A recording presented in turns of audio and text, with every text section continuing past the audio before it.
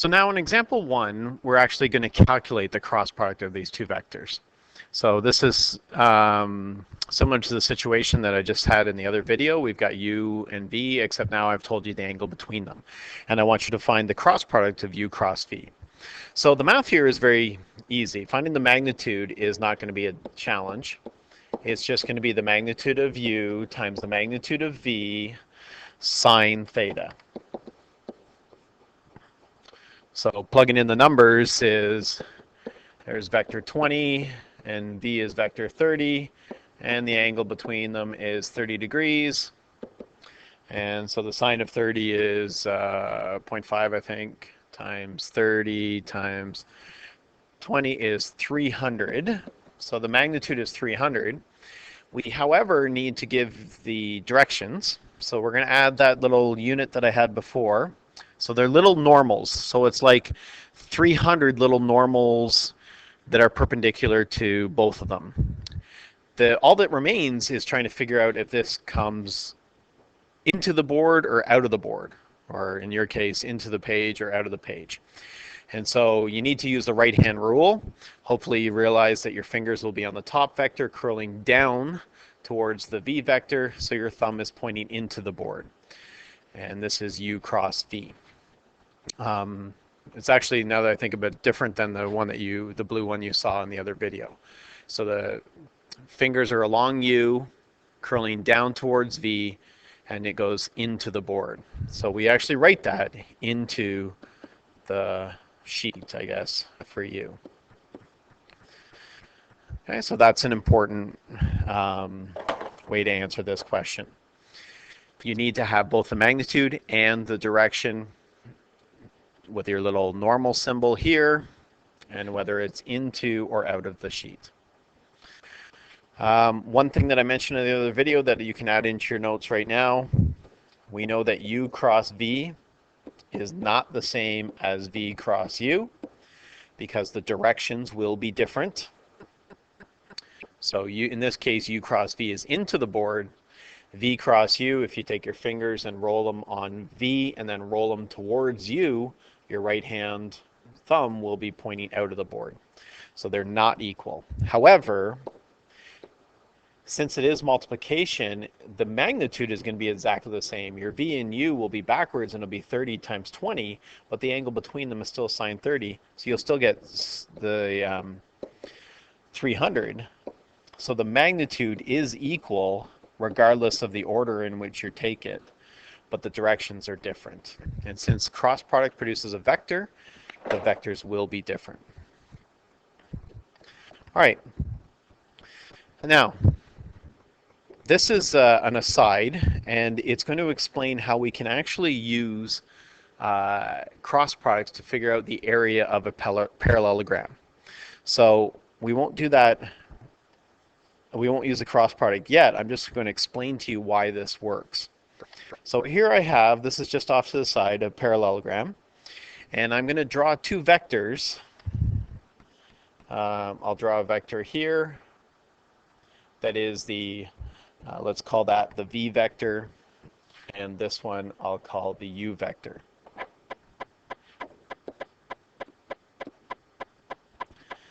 So if I was trying to figure out the area of this parallelogram, the area of a parallelogram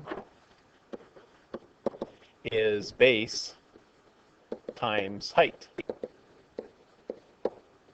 So part of that's very easy. The base part is just however long u is. That's the base. But the height is a bit more of a challenge. So the height is going to be right here. So that's the height. It actually, what it does is produces a nice little right triangle right here.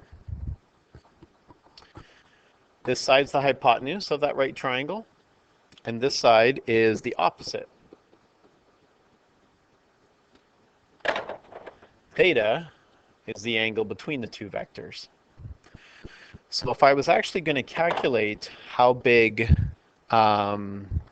theta was, I would use SOHCAHTOA and say sine theta is equal to the opposite side, which in this case is the height, divided by the hypotenuse, which in this case is however long vector v is. If I wanted to rearrange this formula for h, I would take the v and multiply it up here and get magnitude of v sine theta. So this height can actually be found by taking the magnitude of v sine theta. If I take that information and plug it in for the height, then the height is times the magnitude of v sine theta.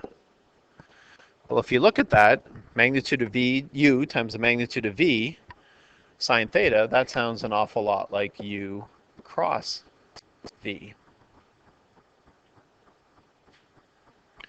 And so therefore, the area of a parallelogram can be found by taking the cross product of the two vectors that are that make up that parallelogram.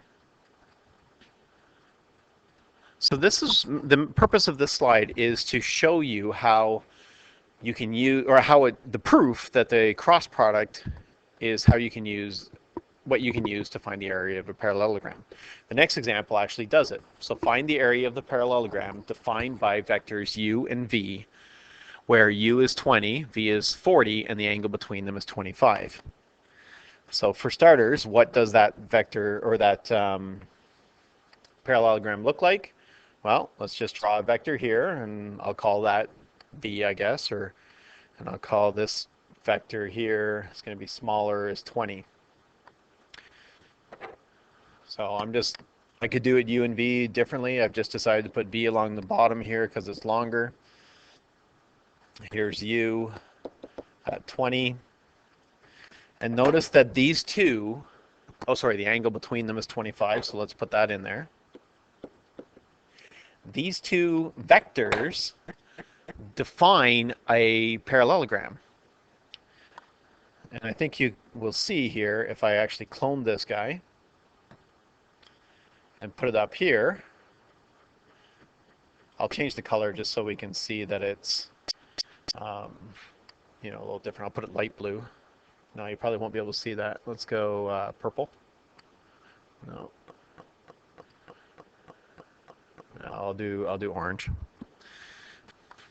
And then this one, I'll clone it, put it over here, and I'll make that one orange as well. And you see that those two vectors then define a parallelogram. What I'm interested in is figuring out how big this parallelogram is. So the area of the parallelogram can be found by taking the magnitude of, or taking the cross product of them. Now, in this case, I only want to know the area of it. I only want to know how big it is. That's why I put those absolute value bars around it. I don't need to know the direction of the vector that it produces. All I need to know is how big that vector is, because it turns out that that is going to be the same as the area of this parallelogram. So now the math is really straightforward. Magnitude of u, magnitude of v, sine theta. U is 20, v is 40. The angle between them is 25. Go to my calculator. I would probably put in the sine of 25 first, multiply by 40, multiply by 20, and I get 338.1. And now the question is, what's my units? Well, you'll notice that this was in meters, this was in meters, so it's meters squared. I don't need that little normal vector because it describes the direction, and here I just need to know the magnitude, so I just need the number. And the area of this parallelogram is 338.1 meters squared.